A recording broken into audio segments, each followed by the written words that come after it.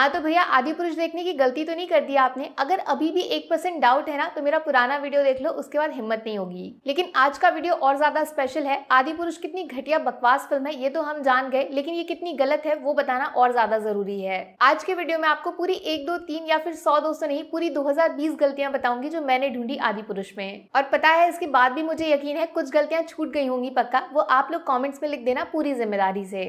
गलती नंबर 1, हिरण्यकश्यप के बारे में सुना है आपने। इसको ब्रह्मा जी से वरदान मिला था कि उनके बनाए हुए किसी भी प्राणी से उसकी मृत्यु ना हो सके, ना तो दिन के उजाले में और ना ही रात के अंधेरे में, ना महल के बाहर और ना ही महल के अंदर, न मनुष्य, न पशु, न असुर, न देवता, न पृथ्वी पे, न आकाश में। अपने आदि पुरुष फिल्म बनाने वालों ने ना इस हिरण्यकश्यप को ही रावण समझने की गलती कर दी। सच में मैं प्रूफ दूंगी आपको। फिल्म में लंकेश को ब्रह्मा ये सेम ऊपर वाला वरदान देते हैं और इसके बाद रावण का घमंड 1000 गुना बढ़ जाता है। लेकिन फिल्म की एंडिंग में बेचारा रावण तो मारा जाता है। कैसे, क्यों, राम ने रावण को मारा कैसे, ये जवाब पूरी फिल्म में कहीं नहीं मिलेगा आपको। वो इसलिए क्योंकि ये आलसी फिल्म मेकर्स ये बताना भूल ही गए कि रावण ने जब ब्रह्मा जी से वरदान मांगा तो उसमें वानर और मनुष्य दोनों का नाम नहीं लिया। ये उसका अहंकार था जिसमें उसने देवता और असुर से खुद को अमर तो कर लिया, लेकिन इंसान और वानर को कमजोर समझने की गलती कर दी। इसीलिए रामायण की लड़ाई में स्वयं विष्णु जी ने राम बन के अवतार लिया और हनुमान जी को अपना साथी बनाया, जिससे रावण की सिर्फ मौत नहीं उसका घमंड भी तोड़ा जाए। इतनी बड़ी बात सोचो, ये 600 करोड़ की डब्बा फिल्म बनाने वाले लोग पब्लिक को बताना ही भूल गए। बाजी।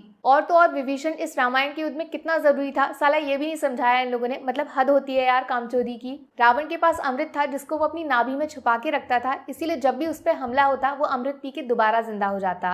इसीलिए भगवान राम लास्ट में रावण की नाभि पे अटैक करते हैं जिससे उसका अमृत खत्म हो जाता है, और ये सीक्रेट विभीषण के बिना बताए कभी पता नहीं चलता। गलती नंबर 2, इंद्रजीत का जो कैरेक्टर दिखाया गया फिल्म में, जिसको टैटू वगैरह सजा के इन्होंने काफी मॉडर्न दिखाने की कोशिश की है, वो भगवान राम से बोलता है बहुत हुआ तेरा बंदर नाच, निकल यहाँ से। और ये इशारा भी किया गया भाई सब कुछ समेट के भाग जा यहाँ से, ये भाषा है। जबकि आपको पता है इंद्रजीत नाम कैसे पड़ा, क्योंकि मेघनाथ इतना बड़ा वॉरियर था जिसने देवताओं के राजा इंद्र तक को हरा के कैद कर लिया था, उनको जीत लिया। इतना शक्तिशाली था जिसने सिर्फ एक दिन में ब्रह्मास्त्र का इस्तेमाल करके 670 मिलियन वानर मार डाले थे। उनकी एग्जिस्टेंस धरती पे खत्म होते होते बची। ऐसे बड़े योद्धा को ये लोग फिल्म में गवार दिखा रहे हैं जिसका भगवान राम को सिर्फ गाली देना बाकी रह गया। मेघनाथ के पास शक्ति थी बादलों के पीछे से लड़ने की, जिसका इस्तेमाल करके उसने राम और लक्ष्मण दोनों को चौंका दिया था युद्ध में। लेकिन अपने होशियार फिल्म मेकर्स एक लेवल ऊपर चले गए और इन्होंने मेघनाथ को फ्लैश बना दिया लिटरली। गलती नंबर 3, रावण की सोने की लंका है, उसके बारे में हम सब ने सुना है, लेकिन ये रावण के पास कैसे आई बहुत कम लोग जानते हैं। एक्चुअली सोने की लंका कुबेर की थी, जो रिश्ते में रावण के सौतेले भाई लगते थे। अब कुबेर थे देवता और रावण की माँ राक्षसी थी,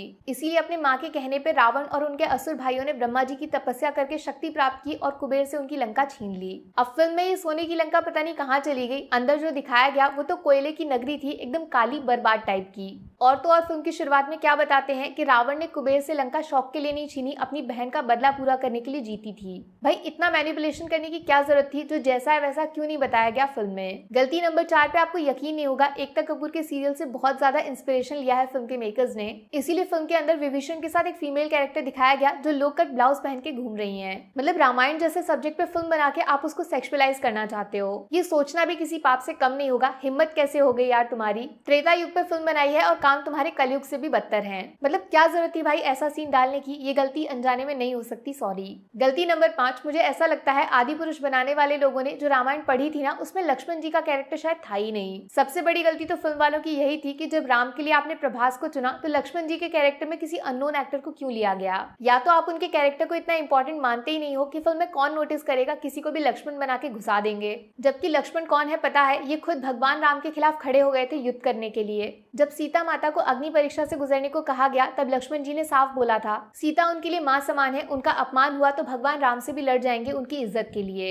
ऐसे लक्ष्मण को आप फिल्म में गिनती के 3 डायलॉग्स दे रहे हो, कहाँ गया वो भाभी देवर वाला रिश्ता जो आज भी लोगों के लिए एक एग्जाम्पल है। भगवान राम के लिए सूर्पणखा की नाक तक काट दी थी इन्होंने, इतना प्यार करते थे अपने भाई से, इस रिश्ते को इतना कमजोर कैसे दिखा दिया फिल्म में। गलती नंबर 6, श्री राम का ये लुक मुझे कुछ समझ नहीं आया। ऐसा लग रहा है फिल्म मेकर्स जीसस क्राइस्ट को ट्रिब्यूट देना चाहते हैं। श्री राम अयोध्या के होने वाले राजा थे भाई, उनका मुकुट, उनका पहनावा, उनका भगवा रंग से प्यार, यही तो श्री राम की पहचान थी। इवन अभी एक एआई ने जब राम जी का ऐसा फोटो बनाया ना, तब लोगों ने बोला राम जी इससे भी ज्यादा सुंदर दिखते हैं, टेक्नोलॉजी उनकी खूबसूरती के साथ इंसाफ नहीं कर सकती। भाई मुझे नहीं लगता इससे घटिया, गंदा और बकवास आज तक किसी फिल्म मेकर ने श्री राम के लुक को दिखाया होगा और ना कोई दिखा पाएगा। गलती नंबर 7, रामायण का जो युद्ध लड़ा गया वो गुड वर्सेस इविल का मैसेज देने के लिए था। बुराई चाहे जितनी ताकतवर हो, अच्छाई के सामने घुटने टेक देगी। लेकिन आदि पुरुष की एंडिंग ऐसा लगता है एवेंजर्स एंड गेम फिल्म की सस्ती कॉपी कॉपी बनाने की कोशिश है बस। मतलब सोचो 40 मिनट की लड़ाई जिसमें एक कार्टून दूसरे कार्टून से लड़े जा रहा है बस। अभी कितना इंपॉर्टेंट है वो सीन ये फिल्म बनाने वाले समझ ही नहीं पाए। यहीं से निकलती है गलती नंबर 8। राम और रावण को आपस में ऐसे लड़ा रहे हैं जैसे सड़क पे लोग प्रॉपर्टी के लिए नहीं लड़ने लग जाते हैं। भाई एक तरफ खुद भगवान श्री राम है जिनके किस्से जब तक दुनिया है लोगों के दिमाग में रहेंगे, तो दूसरी तरफ ब्राह्मण राजा रावण जो सबसे बड़ा शिव भक्त था, सबसे विद्वान और अमीर राजा जिसे घमंड था नंबर 1 होने का। और सोचो भगवान राम को पीटा जा रहा है, लिटरली लात घूसे सब कुछ मारा जा रहा है जिससे वो हवा में उड़ के इधर उधर जमीन पे गिरते हैं। मतलब इससे वाहियात रामायण के युद्ध का डिस्क्रिप्शन कोई दूसरा नहीं हो सकता।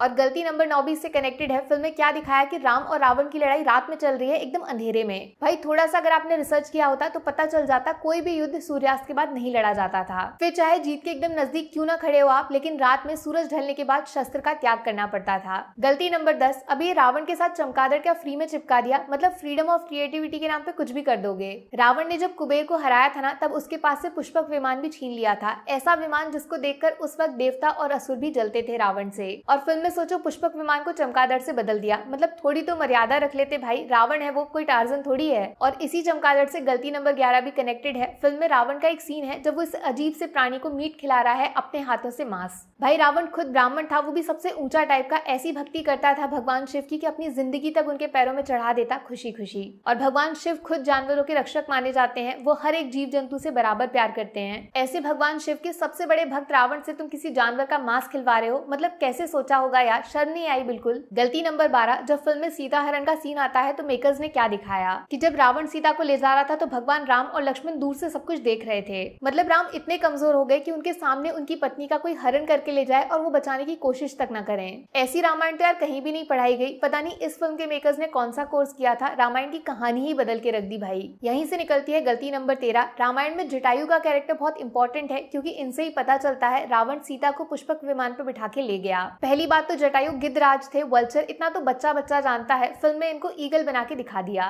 और दूसरी बात, राम से बात करने से पहले जटायु मर नहीं गए थे, बल्कि उन्होंने ही श्री राम को रास्ता दिखाया था। बोला तो ये भी जाता है कि भगवान राम जटायु को दोबारा स्वस्थ करना चाहते थे, लेकिन जटायु ने तब बोला उन्होंने अपने प्राण सिर्फ एक आखिरी बार श्री राम के दर्शन करने के लिए बचाए थे, और इतना बोलकर उन्होंने श्री राम की गोद में दम तोड़ा। गलती नंबर 14, रावण में लाख बुराइयां थी लेकिन वो किसी के बाप का नौकर नहीं था, वो राजा था जिसके लिए लाखों करोड़ों की सेना तैयार खड़ी थी। फिल्म में एक सीन है जिसमें रावण नौकर की तरह वेल्डिंग कर रहा है किसी चीज की। मतलब कोई सेंस है इस बात का? बेचारे के पास मसाज कराने के लिए नौकर तक नहीं है, इसलिए कार्टून वाले सांप से अपनी मालिश करवा रहा है। गलती नंबर 15, सीता माता की प्योरिटी को आज भी पूजा जाता है। उनके जैसी पतिव्रता स्त्री का एग्जाम्पल पीढ़ियों तक चलेगा, खुद अग्नि देवता भी झुक गए उनके सामने। और इस फिल्म में उनका जरा ड्रेसिंग सेंस देख लीजिए आप, सब कुछ खुल्लम खुल्ला। मतलब सेंसर बोर्ड सो गया था क्या? ये भगवान है जिनको लोग पूछते हैं मेरे भाई, उनके साथ ऐसा कैसे कर सकते हो? इवन फिल्म पद्मावत में दीपिका पादुकोण का एक सीन था जिसमें उनका पेट दिखाई देता है, वो भी बाद में फिल्म मेकर्स को VFX डाल के कवर करना पड़ा था। और यहाँ सीता माता के पूरे कपड़े ही अजीबोगरीब ढंग से दिखाए गए और लोग चुप बैठे हैं, कैसे यार, तुम लोग कैसे सह रहे हो? गलती नंबर 16, फिल्म के ट्रेलर में एक डायलॉग डाला था भारत की बेटी, मतलब उस जमाने में भारत का जिक्र कर रहे हैं। भाई भारत शब्द हमें मिला था राजा भरत के नाम पे, जो रामायण के टाइम पे पैदा ही नहीं हुए थे।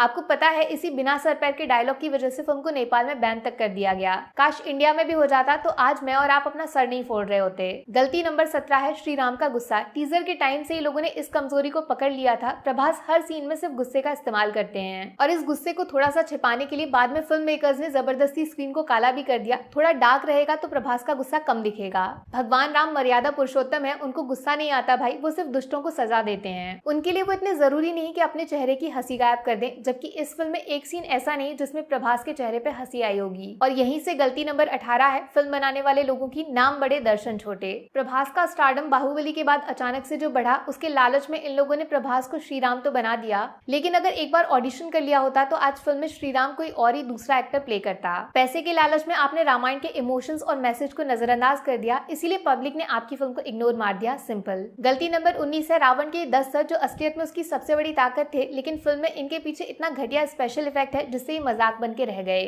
ऐसा बोला जाता है कि रावण अपने 10 सरों से ऐसा डर पैदा करता था कि सामने असुर हो या देवता वो भी कांप जाते थे, रावण से भिड़ने से पहले 10 बार सोचते थे। लेकिन फिल्म में ये 10 सर देखकर रावण बेवकूफ जैसा लगता है, कोई सर्कस में जोकर नहीं आता बच्चों को हंसाने के लिए, ठीक वैसा बना दिया बेचारे को। गलती नंबर 20, जो सबसे ज्यादा वाहियात पार्ट है इस फिल्म का, वो है हनुमान जी के डायलॉग्स। महाघटिया, महाफटीचर और गुस्सा दिलाने वाला काम किया है फिल्म वालों ने। तेरे बाप की जलेगी, मैं सबकी लंका लगा दूंगा, वगैरह वगैरह। बस गाली देना बाकी रह गया, वो सेंसर बोर्ड ने हटा दी होगी, वरना वो भी सुनाई दे जाती। हमारे हनुमान तो तो दिल से भोले हैं, राम भक्त हैं जो सबसे प्यार करते हैं, कभी किसी पे गुस्सा न करना, कभी किसी पे धौंस न जमाना। मुझे नहीं पता ऐसे डायलॉग्स क्यों लिखे गए और अब जब पब्लिक नाराज है तो इनको फिल्म से हटाया क्यों नहीं जा रहा है। वैसे तो बहुत बॉयकॉट करते हो, अब सो गए क्या? यहीं से आती है अगली गलती जो 1000 गलतियों के बराबर है। फिल्म के मेकर्स आज भी पब्लिक का रिस्पॉन्स देखने के बाद अपनी गलती मानने को तैयार नहीं है। सोचो टीवी पे लाइव बैठकर ये लोगों को ज्ञान दे रहे हैं कि कैसे पब्लिक फिल्म को समझ नहीं पाई, जबकि इन्होंने तो एकदम परफेक्ट सिनेमा बनाया है। अरे बेशर्मी की हद पार कर दी इन लोगों ने। ऊपर से बोलते हैं मैंने डायलॉग्स गलती से नहीं लिखे, जानबूझकर पूरे होशो हवास में लिखे।